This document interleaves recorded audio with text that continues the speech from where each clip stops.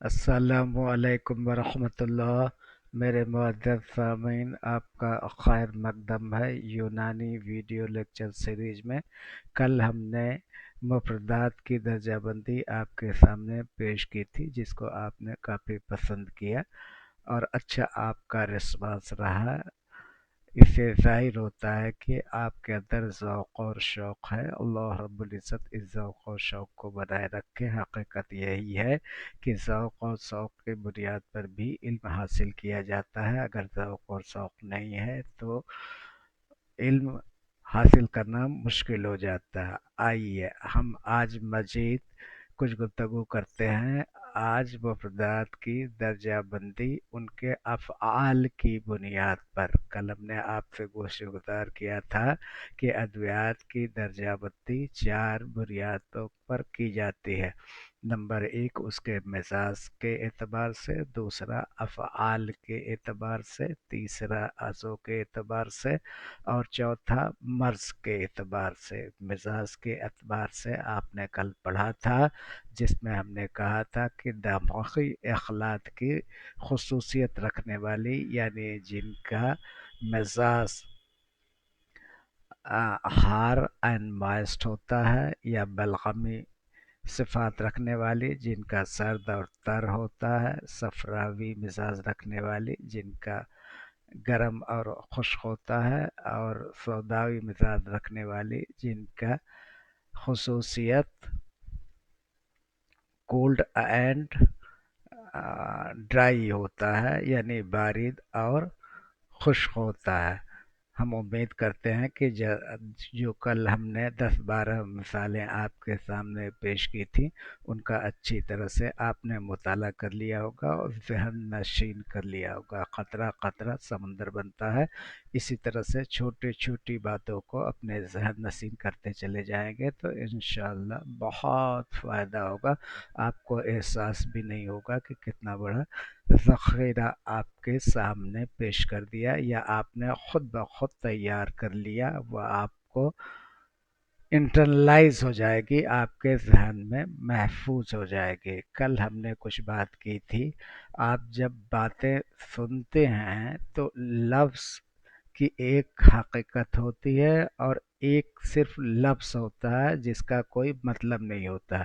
शेर, शीन, ये रे आपके सामने लिख दिया जाए, या शेर की तस्वीर कागज़ पर बना लिया जाए, या मिट्टी या प्लास्टिक का कोई खिलौना बना लिया जाए जिससे बच्चे खेलते हैं, इससे शेर की हकीकी तस्वीर आपके जहन में नहीं उभरेगी। जब जंगल में आप जाएंगे और जब शेर को सामने देखेंगे तो उस वक्त कुछ हैयत और होती है, उसके खूंखार और की जसामत का आपको एहसास होता। उसी तरीके से जब आप कोई भी लफ्ज़ पढ़ते हैं, सुनते हैं, तो उसको उसका पूरा तसव्वुर अपने दिमाग में रखने की, लाने की कोशिश कीजिए।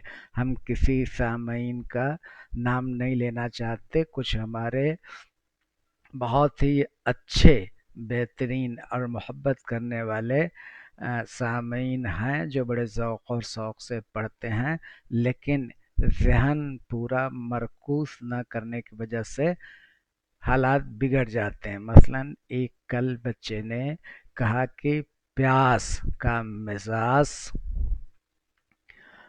सफरावी है, जबकि वीडियो में अच्छी तरह से कहा गया था कि ये गरम और तर है।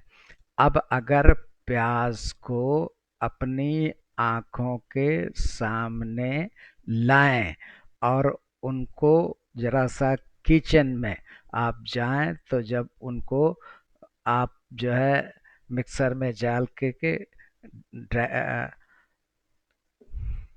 मिक्स करते हैं तो अच्छा खासा पानी आपको दिखाई पड़ता है। इसीलिए जब कबाब वगैरह बनाने के लिए खुश्क प्याज, यानी प्याज को पहले ग्राइंड करते हैं और फिर उसके बाद कपड़े में दबा करके निचोड़ते हैं, ताकि सारा रस उसका जो है मायात बाहर निकल आए। तो ये कहाँ से सफरावी हो जाएगा बेटा?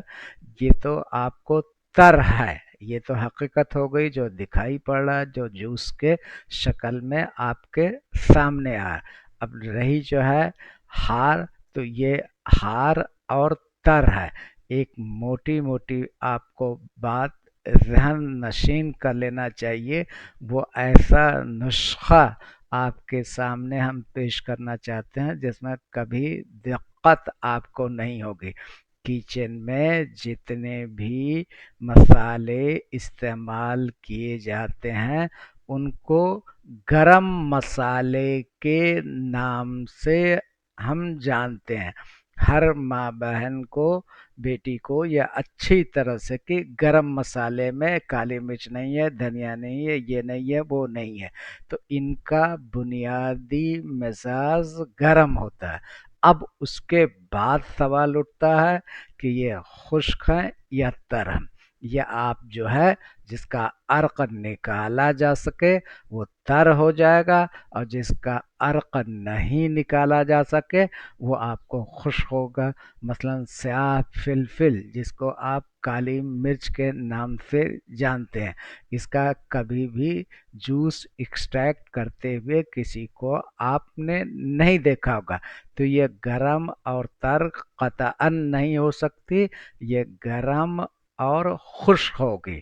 تو میرے کہنے کا جو خلاصہ ہے کہ جو لفظ آپ سنتے ہیں، کتابوں میں پڑھتے ہیں، دیکھتے ہیں، ان کو عملی طور پر آپ پریکٹیکلی زندگی میں کیا ہو رہا ہے اس پر اگر توجہ دے دیں گے تو یہ آپ کا مفردات یا کوئی بھی علم بائیں ہاتھ کا کھیل ہو جائے گا. صرف ہم سنتے ہیں، سن کر کے خاموش ہو جاتے ہیں، اپنے ذہن کو اپنے عملی زندگی سے اس ادویہ کو جوڑتے نہیں ہیں جو ہم قدرت میں دیکھ رہے ہیں. Nature is the biggest laboratory. اگر اس قدرت کے خزانے پر ہم نظر ڈالیں تو تمام لا تعداد شمار میں ادویہ ہیں اور ان کے کارنامے ہیں. تو آج ہم افعال کی بنیاد پر آپ سے گفتگو کرنا چاہیں گے. یہ وضاحت کرنا کسی کی مذمت نہیں ہے، بلکہ آپ کو موٹیویٹ کرنا ہے کہ آپ عملی زندگی سے پریکٹیکلی آپ اپنے لائف کو جوڑیں گے تو علم حاصل کرنا آسان ہوگا اور ان کا استعمال بھی آسان ہوگا. آئیے ہم آگے بڑھتے ہیں. افعال کی بنیاد پر پہلا ہے ملین. ہم خاص طور سے ہاضمے کی بیماری سے دوچار ہوتے ہیں. آپ نے پڑھا ہوگا ایک نام ہے جسے ہضم اربا کے نام سے جانتے ہیں.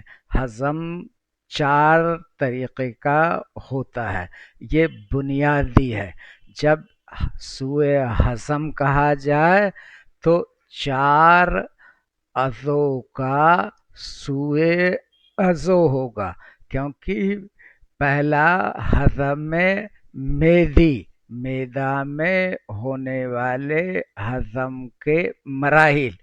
دوسرا آپ کو ہے کبد، ہضم کبد، کبد کے اندر ہونے والے تغیرات ہاضمے کے دوران. تیسرا ہے ہضم عروق، یعنی یہ کھانے کے اجزاء چاہے فیٹ ہو، وٹامنس ہو، منرلس ہو، پروٹین ہو، کاربوہائیڈریٹ ہو، ان کا انضباب سیدھے خلیات کو نہیں ہو پاتا، اس لیے یہ ٹرانسپورٹ کیے جاتے ہیں خون کے زیر اثر. یہ خون میں مل جاتے ہیں اور پھر اس کے بعد ایک مقام سے دوسرے مقام پہ جاتے ہیں، اور اس کے بعد جو آپ کا قلب کا ایورٹا ہے، لیفٹ وینٹرکل، لیفٹ آرکل، لیفٹ وینٹرکل اور لیفٹ وینٹرکل سے جو خون ہوتا ہے वो एओर्टा के ज़रिए जिस्म के मुख्तलिफ खलियात को पहुंचाया जाता है। तो इसी खून में मिक्स होकर के खाने के अज्जा हर खलियात तक पहुंचते हैं। तो हाजमा के जब भी बात करें तो इन चार बुनियादी आज़ा पर ज़हन अपना मरकूज़ करें। पहला इंटेस्टाइन, ये सॉरी आमाशय, या आपको जिसको आप मैदा कहते हैं, स्टमक। तो यहाँ पर आपका मुख्तलिफ मराहिल है जिसे हम हज़म मेदी के नाम से जानते हैं। ये मैदा में भी होता है और अमआ इंटेस्टाइन में भी होता है, लेकिन दोनों को मुश्तरका तौर पर हज़म मेदी के नाम से जानते हैं। दूसरा हज़म कबदी यानी कबिद या लीवर में होने वाले हज़म के मुख्तलिफ मराहिल, जिसके बाद ये तयन होता है कि दमवी खिल्त बनेगा, सफरावी खिल्त बनेगा, बलगमी खिल्त बनेगा, या सौदाई यानी उसकी खसलत कैफियत बनने वाले खिल्त के कैफियत का तयन इस कबिद में हाजमे के बाद होता है।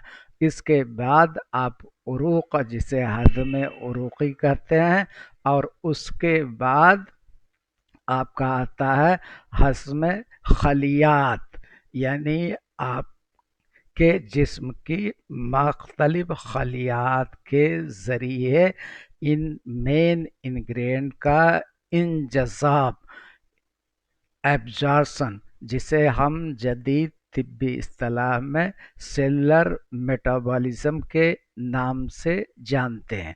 आइए हम कुछ मज़ीद थोड़ी सी आपसे बातें कर लें। आप थोड़ा सा मेरे साथ बने रहिए। ये जैसे आपको एक किसान है, इस किसान ने एक पौधा यहाँ लगा दिया और इसकी मान लीजिए ये जड़ें हैं। अब इनको भी खाना चाहिए, पानी चाहिए। ये किसान इसका इरिगेशन या सिंचाई करता है, तो इससे पौधे की जड़ को वाटर और मिनरल्स दस्तयाब होता है, जिसके नतीजे में ये पौधा सरसब्ज, शादाब और लहराता है। इसको कहते हैं कि अच्छी सिंचाई और मिनरल्स होगी। इसी तरीके से जिस्म की हर खलियात को वाफिर मिक़दार में ज़रूरत के मुताबिक जब अज़्ज़ा और विटामिन्स एंड प्रोटीन्स, यानी वो तमाम अज़्ज़ा जो सेल्स के नशो नुमा के लिए ज़रूरी होते हैं, वाफिर मिक़दार में मैसर करा दिया जाता है, तो इसे हम सेल्यूलर परफ्यूजन के नाम से जानते हैं। यानी खूब ये जो है अपना हरा भरा खुशनुमा खा पी के मस्त, उसी तरीके से हर खलियात को ये खून मुयस्सर कराया जाता है, और इस खून में मौजूद खाने के अज्जा, carbohydrate, protein, fat, vitamins, minerals, fibres, सारी की सारी चीज़ें मुहैया करा दी जाती हैं। यही है सेलुलर एब्जॉर्प्शन या सेलुलर डाइजेशन। तो हाजमे को हम बहुत ही सरसरी तौर से लेते हैं। हाजमे के एतबार से आपको मैदा को भी दुरुस्त करना पड़ेगा, आपके कबीद को भी दुरुस्त करना पड़ेगा, आपको उरूक को भी दुरुस्त करना पड़ेगा, और آپ کو خلیات کو بھی درست کرنا پڑے، یعنی اس چاروں کے سوئے مزاج معدہ، سوئے مزاج کبد، سوئے مزاج عروق اور سوئے مزاج خلیات کی بنیاد پر ہمارا ہاضمہ کمزور ہوتا ہے۔ تو ان سوئے مزاج کا تعدیل مزاج، امبیلنس کو بیلنس کی طرف لایا جانا پہلا وصول ہوگا، اور دوسرا تقویت اعضاء۔ ان چاروں اعضاء کا جو ہم نے نام لیا، سبھی کو تقویت پہنچانی پڑے گی، تبھی ہمارے ہاضمے کا مراحل مکمل ہوگا اور فضلات جسم سے باہر ہوتے چلے جائیں گے۔ اگر ایسا نہیں ہوا تو اس کے اخراج میں دقت ہوگی، دشواری ہوگی، خشکی ہوگی اور قبض بنا رہے گا، جس کو ہم لیکسیٹو کے نام سے جانتے ہیں۔ تو یہ ملین کا کام یہی ہے کہ ان فضلات کو ملائم کرتا ہے، جس سے اخراج آسانی ہو گیا۔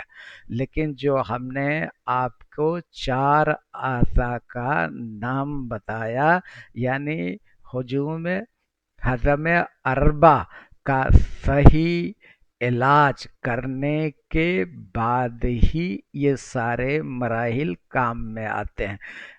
اب اگر اس میں کسی طریقے کی کمی رہ گئی تو آپ ملین کا استعمال کریں گے۔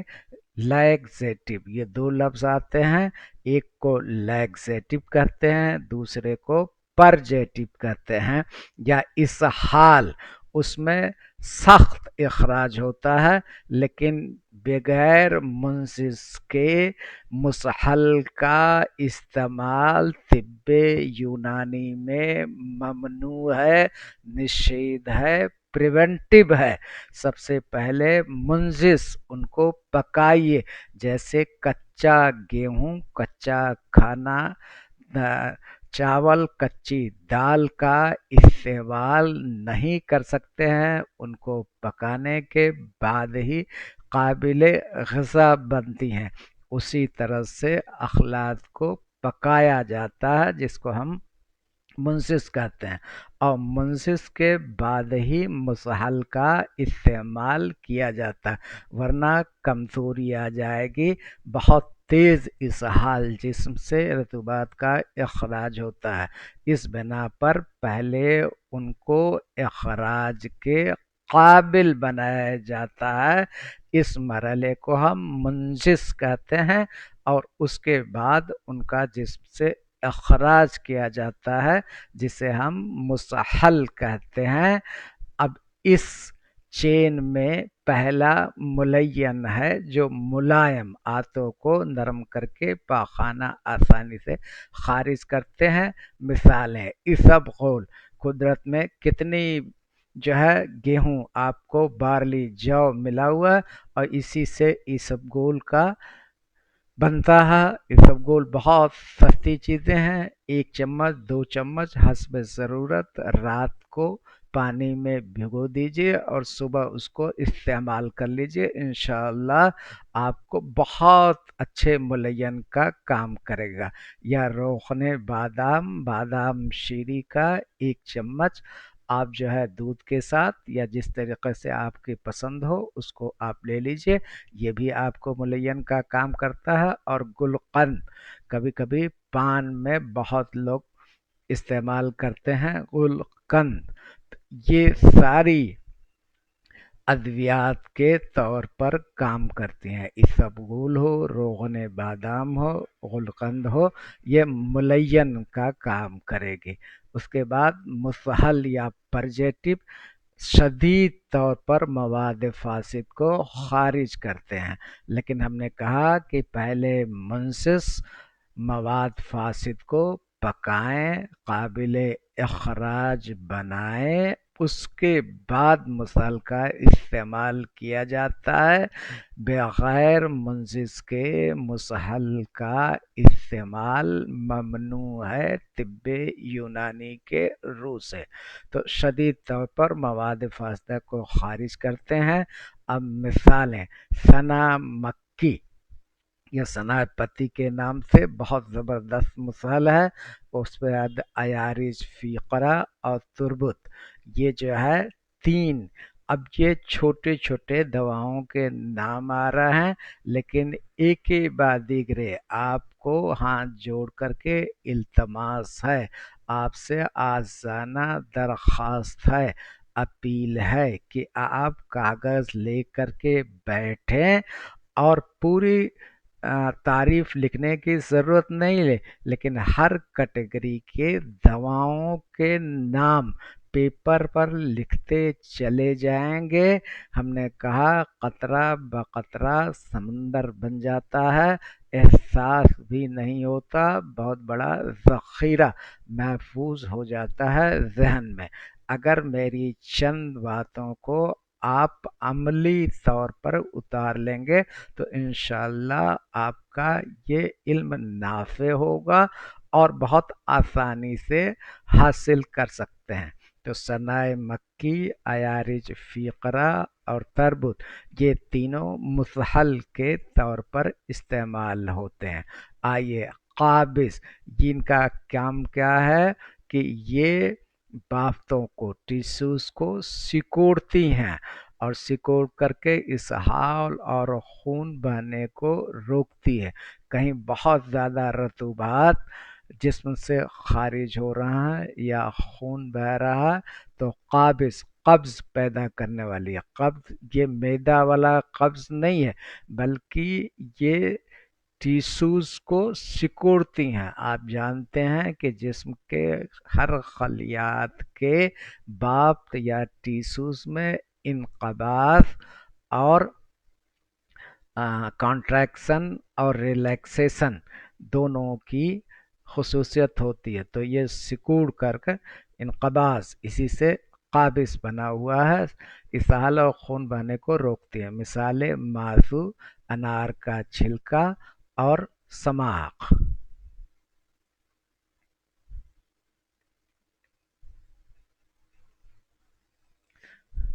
اب اس کے بعد آپ کو قابض، اب اس کے بعد آپ آ جائیے مدر، جس کو ڈائیوریٹکس کے نام سے ہوتے ہیں۔ یہ پیشاب کے مقدار کو بڑھاتے ہیں، گردے سے غیر ضروری اور فاسد، جو صحت کو نقصان پہنچانے والے جز ہیں، پیشاب کے راستے جسم سے باہر کرنے کا نظم خدا نے بنا رکھا ہے اور یہ کام گردوں کے ذریعے کیا جاتا ہے۔ تو اس پیشاب کی مقدار کو بڑھائیں گے تو فاسد اجزاء جسم سے پیشاب کے ذریعے باہر ہو جائیں گے۔ مثال: کاسنی، بہت زبردست، ویسے کاسنی کو ابھی اور بھی ہم آگے بتائیں گے۔ ایک دوا کا ایک ہی کام نہیں ہوتا، بلکہ کئی طریقے کا کام ہوتا ہے۔ مثلاً کاسنی یہ مدر بھی بول بھی ہے، اور اس کے بعد تبرید، ٹھنڈا پہنچاتی ہے، اور یہ جگر کے لیے بہت ہی مفید ہے، خاص طور سے جب صفرا کا غلبہ ہو جاتا ہے، جیسے جانڈکس ہے، جسے آپ ابھی اس وقت ذہن میں لفظ نہیں آ رہا ہے، تو جانڈکس میں کام آتا ہے۔ تخم خیارین اور بادیان، بادیان سونف کو کہتے ہیں، یہ ٹھنڈی ہوتی ہے تو بہت ہی جو ہے یہ پیشاب آور چیزیں ہیں۔ اس کے بعد آپ کو مورق، پسینے کے ذریعے فضلات غیر ضروری اشیاء جسم سے اخراج ہوتا ہے، پسینہ لا کر فاسد مادوں کو خارج کرتے ہیں۔ مثال ادرک، دار چینی، مرچ، شاہ، یہ تمام جو ہے محرک یا ڈائفوریٹکس نام سے ہے۔ مقوی، ایک یہ دو لفظ ملتے جلتے آتے ہیں، ایک مقوی ہے اور ایک مقیی ہے۔ تو مقیی جہاں پر ہے قے سے مطلب ہے، اور مقوی طاقت سے ہے، قوت سے ہے۔ تو ان دونوں الفاظ میں برائے کرم فرق کو محسوس کیجیے گا، ذہن نشین کیجیے گا۔ مقوی اور مقیی، مقیی جو ہے قے کے ذریعے جسم سے اخراج ہوتا ہے، اور مقوی اعضاء کو طاقت دینے کے لیے، یا جدید اصطلاح میں اسے ہم ٹانکس کہتے ہیں۔ اب کسی بھی اعضاء کو قوت دینے کی ضرورت پڑتی ہے تو مقوی اعضاء، خاص طور سے اس اعضاء پر استعمال کرنے والی ادویات کو شامل کیا جاتا ہے۔ ابھی نیکسٹ آج جو ہے ہم افعال کی بنیاد پر، پہلے مزاج کی بنیاد پر کیا، اب افعال کی بنیاد پہ چل رہا۔ اگلے نشست میں انشاءاللہ اعضاء کی بنیاد پر ادویات کا کیا مخصوص رول ہے، کون کون سی ادویات کس اعضاء پر کارآمد ہوتی ہیں، طاقتور ہوتی ہیں، اس کا انشاءاللہ آپ کے سامنے ویڈیو پیش کریں گے۔ آپ سے گزارش ہے کہ لائک کیجئے، شیئر کیجئے، سبسکرائب کیجئے، تھوڑی سی مجھے جو ہے تقویت دیجئے، ذہنی اعتبار سے، جسمانی، جذباتی، روحانی اعتبار سے۔ آپ کا فیڈ بیک میرے لیے بہت ٹانک کا کام کرتا ہے، مقوی غذا ہوتی ہے۔ آپ کا ایک لفظ ہمارے لیے کافی طاقت بوسٹر دیتی ہے۔ تو خصوصیت اعضاء کو قوت دیتے ہیں اور ان کی کارکردگی بہتر بناتے ہیں۔ اقسام اور مثالیں: مقوی قلب، اب قلب کے تمام امراض جب فائنل ایئر میں جائیں گے تو 50 جیسے آپ نے انجائنا سنا ہوگا، مائوکارڈیل انفارکشن سنا ہوگا، ایتھروسکلوسس سنا ہوگا، آرٹیریو اسکلوسس سنا ہوگا، سدہ سنا ہوگا، تھرمبس سنا ہوگا۔ یہ سارے جو ہے فساد کی وجہ سے ہوتے ہیں، دمی فساد اور عروق کی وجہ سے۔ تو قلب جب مقوی ہو جائے گا، طاقتور ہو جائے گا، تو اپنے آپ وہ بیماریاں جو ہے دور ہو جائیں گی۔ اسی لیے طب یونانی میں سبب کا ازالہ کیا جاتا ہے۔ سمپٹومیٹک، کھانسی آ رہی ہے، بخار آ رہا ہے یا کوئی اور چیز ہے تو سمپٹومیٹک دے کر کے آپ نے اس کو دبا دیا، جیسے کہ ایلوپیتھ میں کیا جاتا ہے، وہ مکمل ازالہ نہیں ہے، قطعاً نہیں ہے۔ یونانی میں سبب کا ازالہ کیا جاتا ہے، تعدیل مزاج کیا جائے گا، تعدیل اخلاق کیا جائے گا، اعضاء کو مقوی کیا جائے گا۔ یہ سارے جب مراحل سے آپ اپنا یونانی کی پریکٹس کریں گے تو انشاءاللہ مکمل، کیونکہ پہلے سبب ہوتا ہے، پھر مرض ہوتا ہے، اور پھر عرض دکھائی پڑتا ہے۔ دیگر جو ہے پیتھی میں ہم عرض کا ازالہ کرتے ہیں، لیکن طب یونانی میں سبب کا ازالہ، نہ رہے گی بانس نہ بجے گی بانسری۔ جب سبب کو ہی آپ نے نکال کر پھینک دیا، اس کے بعد قطعاً مرض آپ کے قریب بھی نہیں پھٹکے گا، من جانب اللہ شفا ضرور ملے گی۔ مقوی قلب عرق گلاب، مقوی معدہ زنجبیل جس کو ہم ادرک کہتے ہیں، مقوی اعصاب اسگن، آرتھرائٹس وغیرہ میں بہت ہی مفید ہے، اس کو ہم اسگندھ کے نام سے جانتے ہیں۔ اعصاب کے لیے یہ رام باڑ ادویہ ہے اسگندھ۔ اس کے بعد آپ کو مفرح، فرحت پہنچانے والی، دل و دماغ کو فرحت دیتے ہیں، زعفران۔ زعفران سننا بہت اچھا لگتا ہے، دیکھنا بھی اچھا لگتا ہے، لیکن حقیقی زعفران، صحیح زعفران کا ملنا آپ کو تالاب میں سوئی ڈھونڈنے کے مانند ہے، لیکن اگر صحیح زعفران دستیاب ہو جائے تو یہ مفرح، آپ خمیرہ آپ ریشم میں دیکھیے، حکیم ارشد والے میں، اس میں زعفران بہت ہی، آپ ایک چمچ لے لیجئے تو بہت ہی سکون جو ہے، فرحت محسوس ہوتی ہے، تو یہ زعفران اس کا خاص جز ہے، تو مفرح، فرحت بخشنے والی زعفران، گلاب اور مشک۔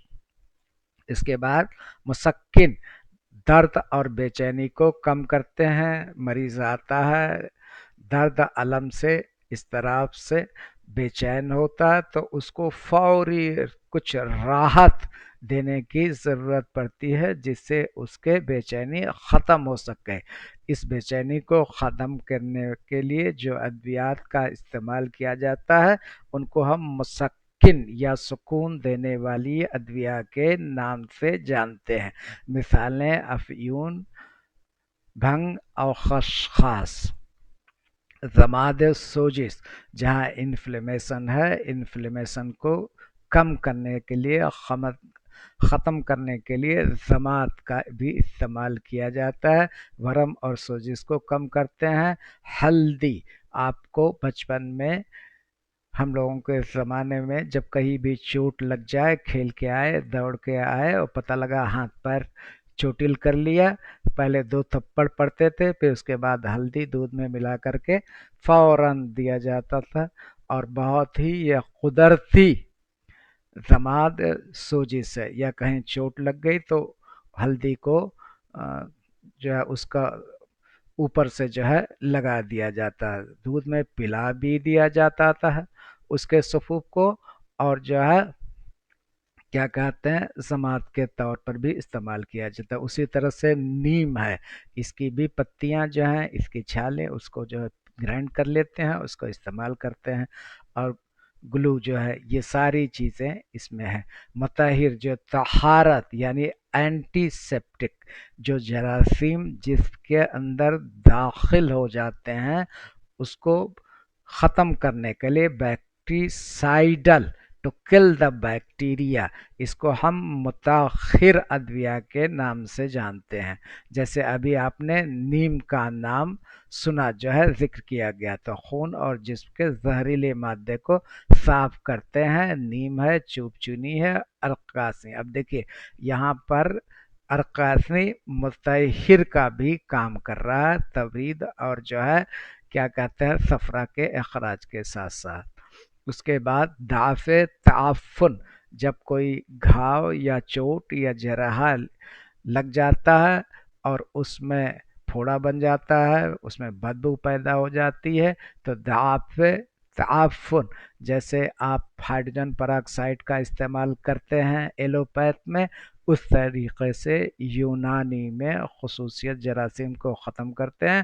سرکہ ہے، نیم ہے اور لہسن، یہ قدرتی دافع تعفن ادویہ ہیں۔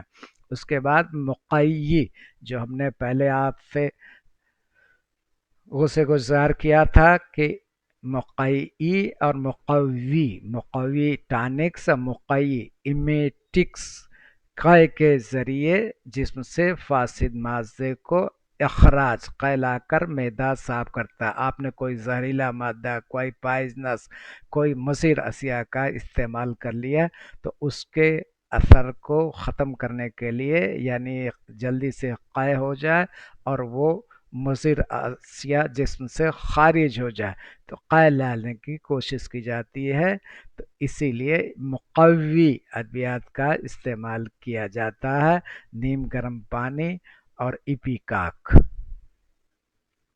اس کے بعد آپ کو مانع، انہیبیٹس، کسی خاص عمل کو روکنا، مانع اسہال، بہت تیز پیچی سے اسہال پر ہو رہا ہے تو معصوب، مانع روک دے گا، مانع خون فٹکری۔ اس کے بعد ان کا خلاصہ جو ہے آپ کو ملین، نرم کرتی ہے، مسل شدید اخراج، قابل سکڑنا، مدر پیشاب کے ذریعے اخراج، محرک پسینے کے ذریعے، مقوی طاقت، مفرح फराहत मुसक्किन, दर्द को ख़त्म करना, मुतहिर टू किल द बैक्टीरिया, खून को साफ करना।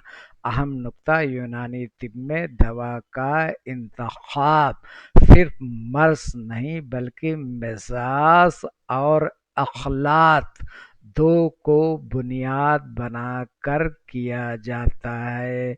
यूनानी तिब में दवा का इंतखाब सिर्फ मर्ज नहीं बल्कि मिजाज, इंसान का मिजाज कैसा है और किस अखलात का गलबा है, इन दो बुनियादी चीज़ों की तशख़ीस की जाएगी।